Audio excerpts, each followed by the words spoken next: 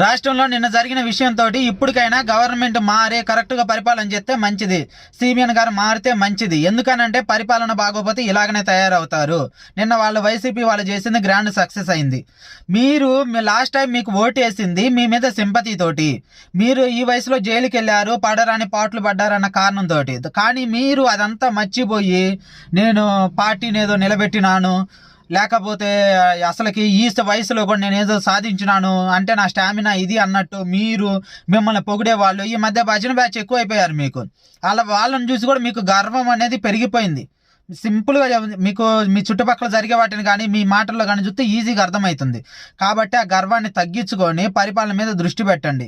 అప్పుడు సీఎంగా చేసి ఆ రకంగా చేసినా, ఇప్పుడు సీఎంగా చేసి ఈ రకంగా చేసినా కాదు. ఇప్పుడు ప్రజలకి ఏంటంటే ప్రతి ఒక్కటి ఇన్స్టెంట్గా కావాలి. ఏదైనా సరే ప్రజలకి ఇన్స్టెంట్గా ఇప్పుడు ఏది చేశారు అన్నది మాత్రమే చూస్తారు. ఒకప్పుడు ఏం చూడరు. దాన్ని బట్టి మీరు గర్వం తగ్గించుకొని మంచి పరిపాలన చేయాలి.